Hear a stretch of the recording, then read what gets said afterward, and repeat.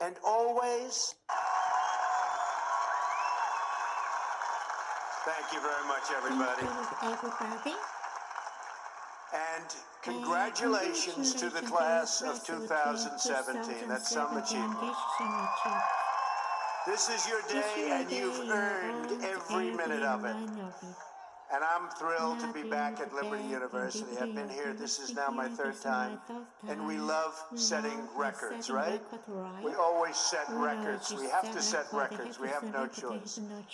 It's been a little over a year since I've spoken on your beautiful campus, and so much has changed. Right here, the class of 2017, dressed in cap and gown, graduating to a totally brilliant future.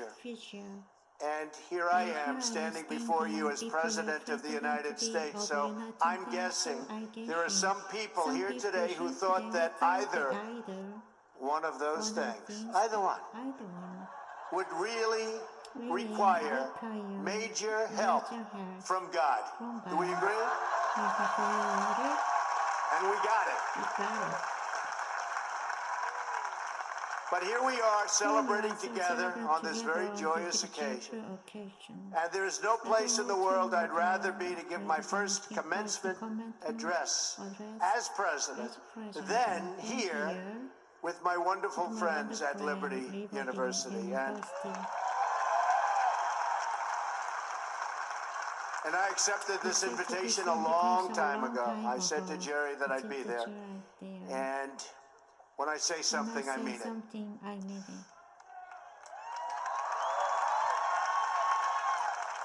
I want to thank President Jerry Falwell and his incredible wife, Becky. Stand up, Becky. For their kind words, their steadfast support, and their really wonderful friendship. Let me also extend our appreciation to the entire Falwell family. Trey, Sarah, Wesley, Laura, and Caroline, thank you for everything you do to make this university so exceptional. One of the truly great schools. Most importantly, to our new graduates, each of you should take immense pride in what you have achieved. There's another group of amazing people we want to celebrate today, and they are the ones who have made this journey possible for you. And you know who that is? Nobody. You forgot already. You're going to go out, you're going to do whatever you're going to do. Some are going to make a lot of money. Some are going to be even happier doing other things. They're your parents and your grandparents. Don't forget them. You haven't forgotten yet, have you? Never ever forget them. They're great. And especially this weekend, let's make sure we give a really extra special thanks to the moms. In the heart of Gaza, where hope is a precious rarity, every meal we give means hope for kids. Don't forget our moms, because graduates, today is your day. Today is your day, but in all of this excitement, don't forget that tomorrow is Mother's Day, right? I had a great mother. She's looking down now, but I had a great mother. I always loved Mother's Day. We're also deeply honored to be joined by some of the nearly 6,000 service members, military veterans, and military spouses who are receiving their diplomas today. Would you please stand? Please stand. Wow.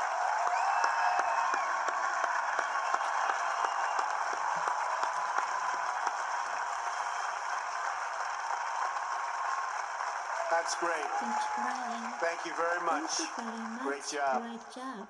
We're profoundly grateful to every single one of you who sacrificed to keep us safe and to protect God's precious gift of freedom. It is truly a testament to this university and to the values that you embrace that your graduating class includes so many patriots who have served our country in uniform. Thank you very much. To the class of 2017, today you end one chapter, but you are about to begin the greatest adventure of your life. Just think for a moment of how blessed you are to be here today at this great university, living in this amazing country surrounded by people who you love and care about so much.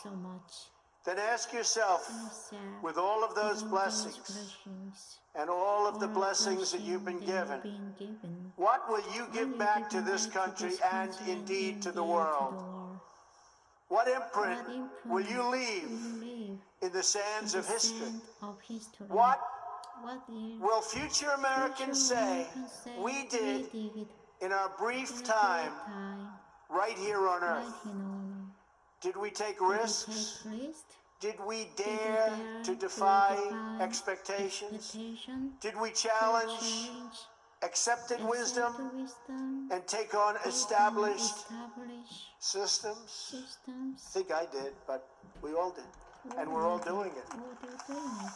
Or did we just go along with convention, swim downstream so easily with the current, and just give in because it was the easy way, it was the traditional way, or it was the accepted way? Remember this, nothing worth doing ever came easy. Following your convictions means you must be willing to face criticism from those who lack the same courage to do what is right, and they know what is right, but they don't have the courage or the guts or the stamina to take it and to do it. It's called the road less traveled. I know that each of you will be a warrior for the truth, will be a warrior for our country and for your family. I know that each of you will do what is right, not what is the easy way, and that you will be true to yourself and your country and your beliefs. In my short time in Washington, I've seen firsthand how the system is broken. A small group of failed voices who think they know everything and understand everyone want to tell everybody else how to live and what to do and how to think. But you aren't going to let other people tell you what you believe, especially when you know that you're right.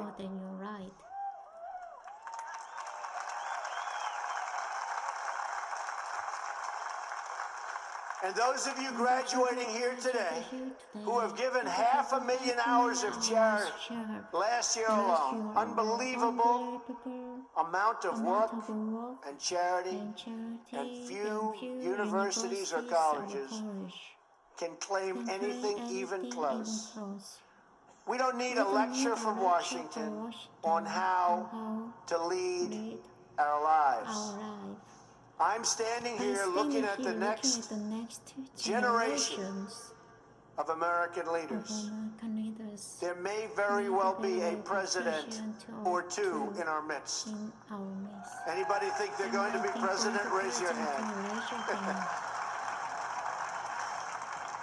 In your hearts are inscribed the values of service, sacrifice, and devotion. Now you must go forth into the world and turn your hopes and dreams into action. America has always been the land of dreams because America is a nation of true believers. When the Pilgrims landed at Plymouth, they prayed.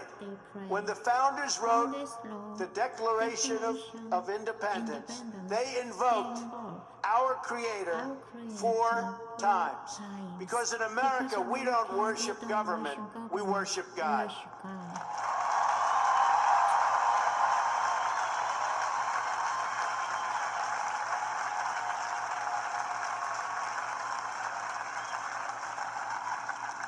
That is why our elected officials put their hands on the Bible and say, "So help me God," as they take the oath of office.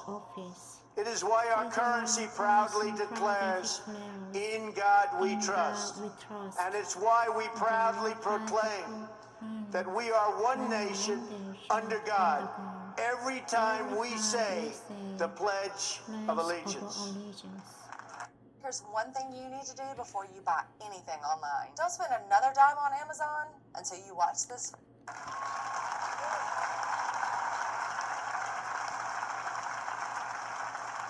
The story of America is the story of an adventure that began with deep faith, big dreams, and humble beginnings.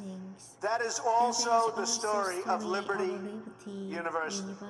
When I think about the visionary founder of this great institution, Reverend Jerry Falwell Sr., I can only imagine how excited he would be if he could see all of this and all of you today, and how proud he would be of his son and of his family. In just 2 days, we will mark the 10th anniversary of Reverend Falwell's passing. And I used to love watching him on television, hearing him preach. He was a very special man. He would be so proud, not just at what you've achieved, but of the young men and women of character that you've all become.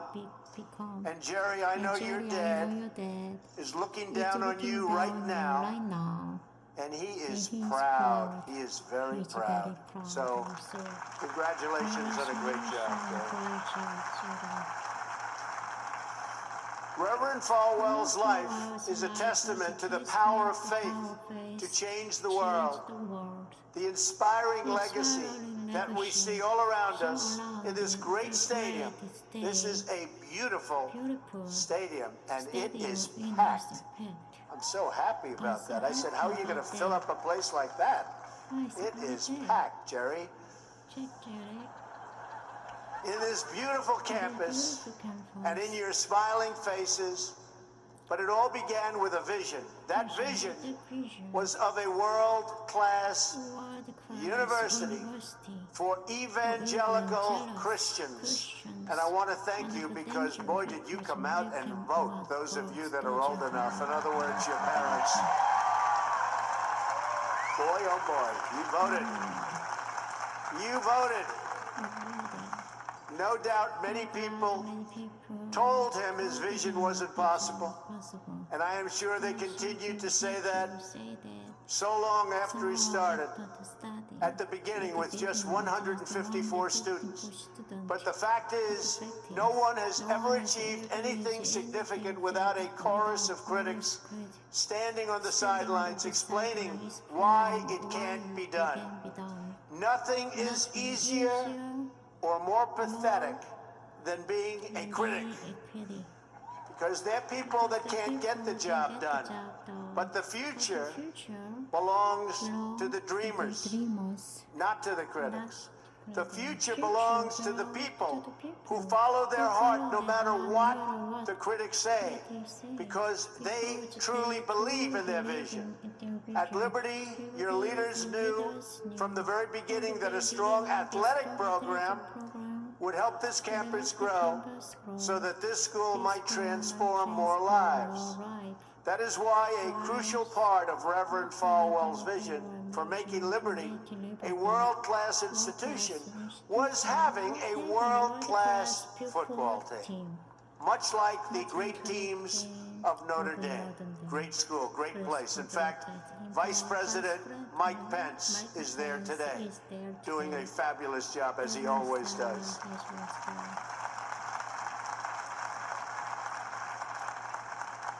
A few years ago, the New York Times even wrote a story on the great ambitions of the Liberty Flames.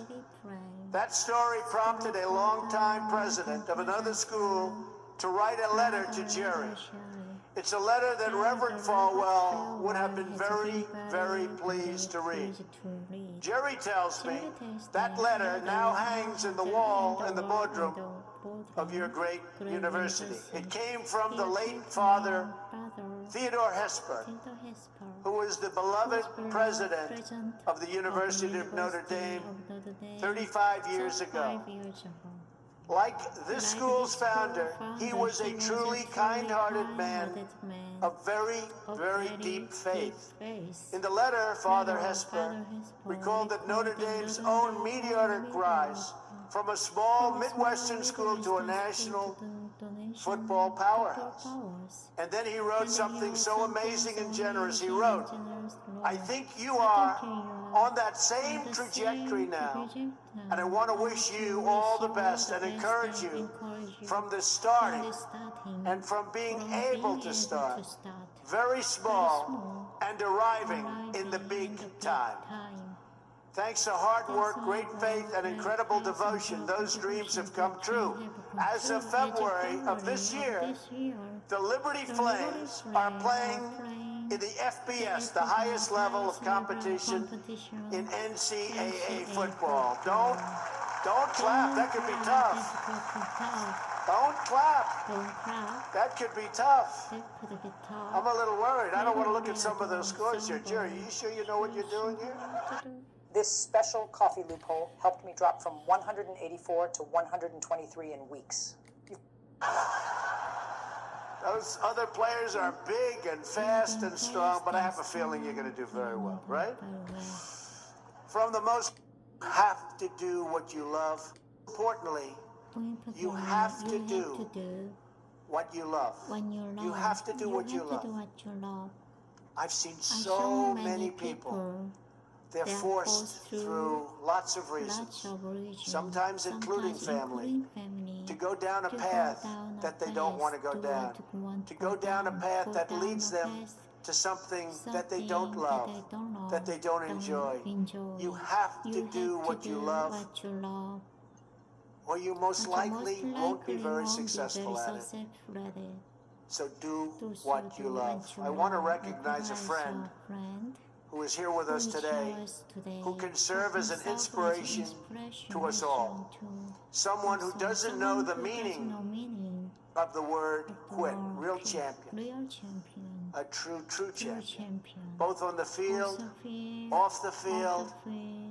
He's a Hall of Fame quarterback for the Buffalo Bills. Really a good friend of mine, an amazing guy, Jim Kelly. Where's Jim? He's here someplace. Where's Jim? Stand up, Jim. What a great man. Jim Kelly. He was tough.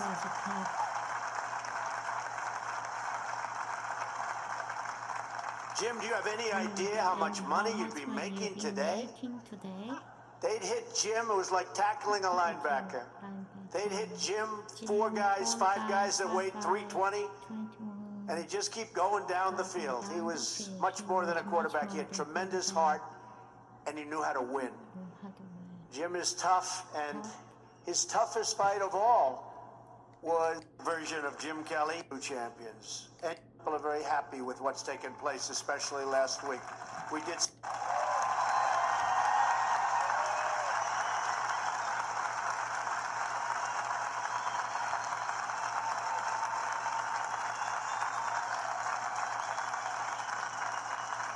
We will always stand up for the right of all Americans to pray to God and to follow His teachings. America is beginning a new chapter. Today, each of you begins a new chapter as well. When your story goes from here, it will be defined by your vision, your perseverance, and your grit. That's a word Jim Kelly knows very well, your grit. In this, I'm reminded of another man you know very well and who has joined us here today. His name is George Rogers, Liberty University CFO and Vice President for a quarter of a century. During World War II, George spent 3.5 years as a prisoner of war. He saw many of his fellow soldiers die during the Bataan Death March. He was the victim of starvation and torture as a prisoner of war. When he was finally set free, he never had reason to quit, to give in to the bitterness and anger that we all face at some point. To lose hope in God's vision for his life. It was indeed George Rogers. But that's not what he did. He stood up for his country. He stood up for his community. He stood up for his family. And he defended civilization against a tide of barbarity. The kind of barbarity we're seeing today and we've been witnessing over the last number of years.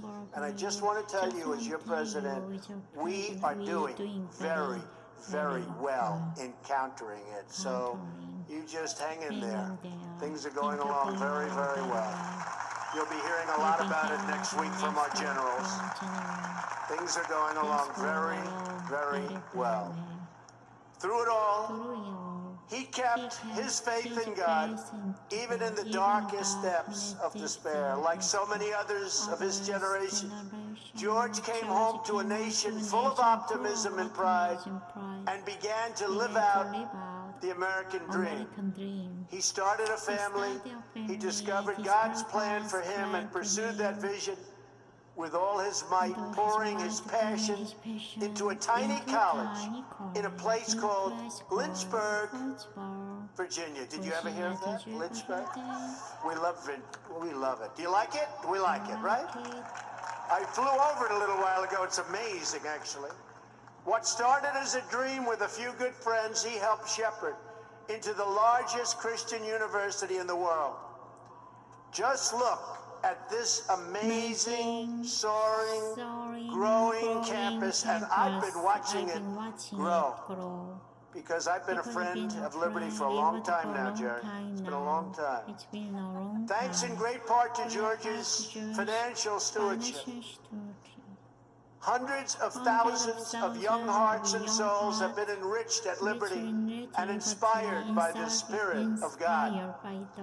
George, we thank you and we salute you, and you just stay healthy for a long time, George. Thank you.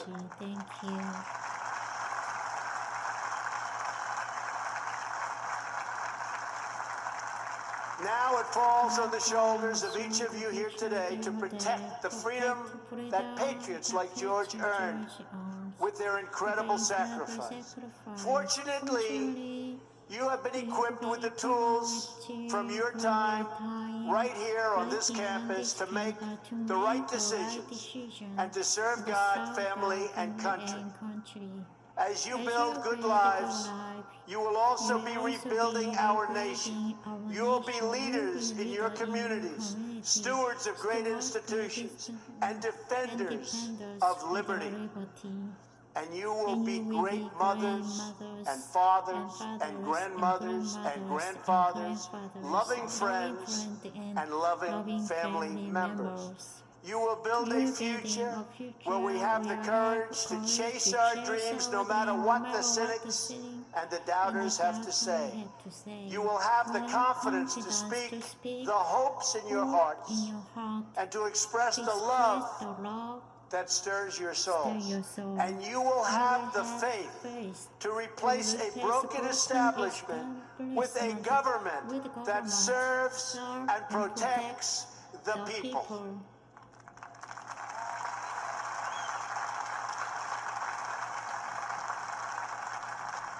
We must always remember that we share one home and one glorious destiny.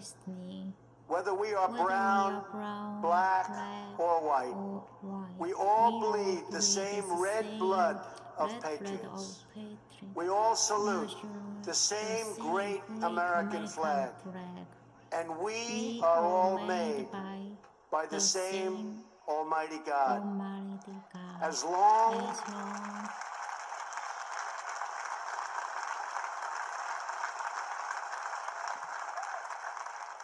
as you remember what you have learned here at Liberty, as long as you have pride in your beliefs, courage in your convictions, and faith in your God, then you will not fail.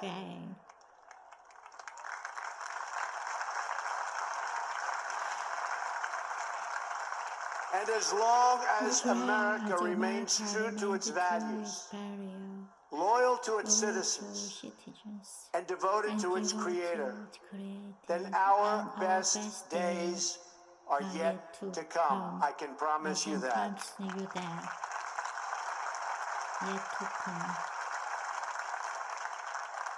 This has been an exceptional morning.